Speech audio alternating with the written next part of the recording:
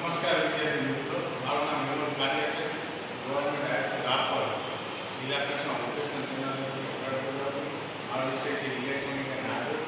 આજે હું તમને ધોરણ 10 ઇલેક્ટ્રોનિક હાર્ડવેરમાંથી જે ચુંબકીય પદાર્થ છે, વિવિધ પ્રકારના ચુંબકીય પદાર્થ એના વિશે જાણકારી આપીશ. આની તમે તૈયારી કરી રહ્યા છો. આ છે એ પરીક્ષામાં પૂછાય છે. બરાબર, પરીક્ષકનું ધ્યાન રાખવું જાય છે. બરાબર તૈયારી કરીને બરાબર તૈયારી કરજો. ન સમજાય કોમેન્ટ બોક્સમાં લખી શકો છો. બરાબર, તમને એનો જવાબ આપીશ. અને આની તૈયારી ખાસ કરજો. ચાલો જોઈએ આપણે ચુંબકીય પદાર્થ. ચુંબકશીલતા ચુંબકીય પદાર્થના ચુંબકીય શીલતાના આધારે બરાબર ચુંબકીય પદાર્થ ત્રણ વર્ગોમાં વર્ગીકૃત કરવામાં આવે છે. ચુંબકીય શીલતા ચુંબકીય શીલતા હોય એના આધારે ચુંબકીય શીલતા આપણે આગળના વિડીયોમાં જોઈ ગયા છે. ચુંબકીય શીલતાના આધારે વર્ગોને ત્રણ વર્ગમાં વર્ગીકૃત કરી શકાય છે. પેલું છે લોહ ચુંબકીય પદાર્થ. પેલું છે લોહ ચુંબકીય પદાર્થમાં શું છે? કોઈ પ્રબળ ચુંબકીય ક્ષેત્રમાં રાખવાથી જે ચુંબકીય ઉત્પન્ન થઈ જાય છે અને લોહ ચુંબકીય પદાર્થ. કોઈ પ્રબળ ચુંબકીય ક્ષેત્રમાં રાખવાથી બરાબર જે પદાર્થમાં ચુંબકીય ગુણ ઉત્પન્ન થઈ જાય છે. પ્રબળ ચુંબકીય ક્ષેત્રમાં રાખવાથી જે પદાર્થમાં ચુંબકીય ગુણ ઉત્પન્ન થઈ જાય ચુંબકીય ગુણ ઉત્પન્ન થઈને પદાર્થ ચુંબકીય પ્રબળ ચુંબકીય ક્ષેત્રના બરાબર પ્રભાવમાં રાખ્યું ચુંબકીય ક્ષેત્રમાં રાખ્યું જે પદાર્થમાં ચુંબકીય ગુણ ઉત્પન્ન થાય એને લોહ ચુંબકીય પદાર્થ કહેવાય.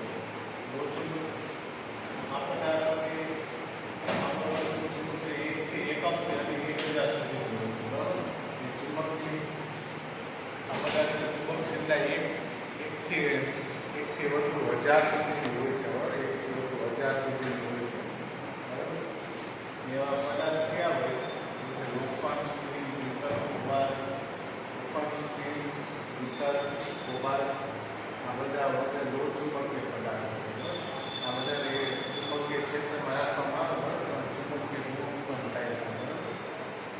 એ બધા કોઈ પ્રબળ ચુંબકીય ક્ષેત્રમાં રાખવા જે પદાર્થ ચુંબકીય ગુણ ઉત્પન્ન થાય એ લોહ ચુંબકીય પદાર્થ કહેવાય.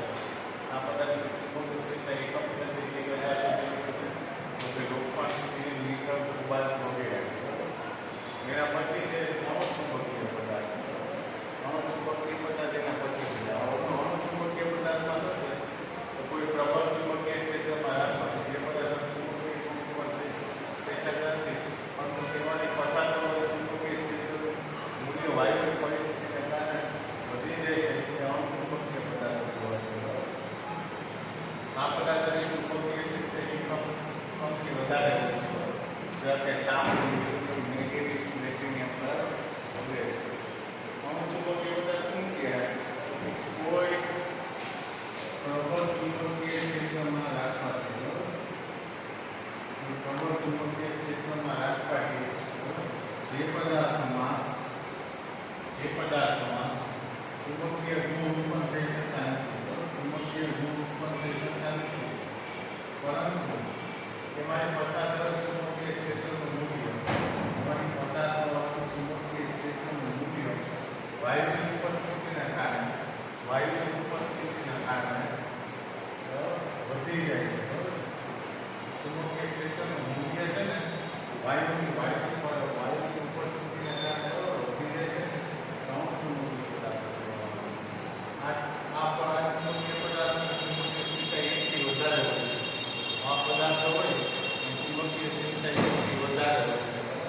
તાંબુ, એલ્યુમિનિયમ, મેંગેનીઝ, પ્લેટિનમ વગેરે.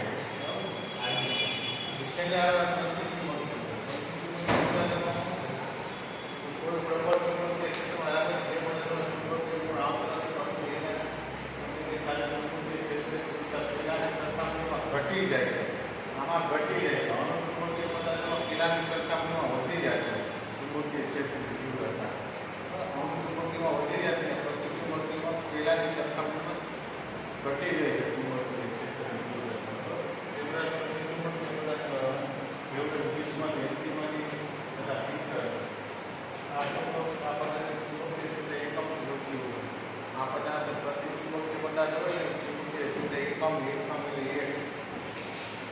એકથી ઓછી હોય છે.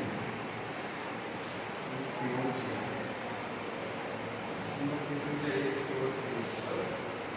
વિશ્વ જયંતિમાં પિત્તર આના વિશ્વ જયંતિમાં પિત્તર વગેરે આ પ્રતિચુંબકીય પદાર્થો છે. ને મિત્રો આ તમારું હોમવર્ક આટલું લઈ લો. તમારું આજનું હોમવર્ક સ્થાયી ચુંબક. બરાબર, સ્થાયી ચુંબક છે તમારું આજનું હોમવર્ક છે. હોમવર્ક કરવાનું છે સ્થાયી ચુંબક. તમને બધાને બરોબર પૂછીશ હોમવર્ક કેવું થાય. આ સાથે આજનો વિડીયો સમાપ્ત થાય છે. નમસ્કાર.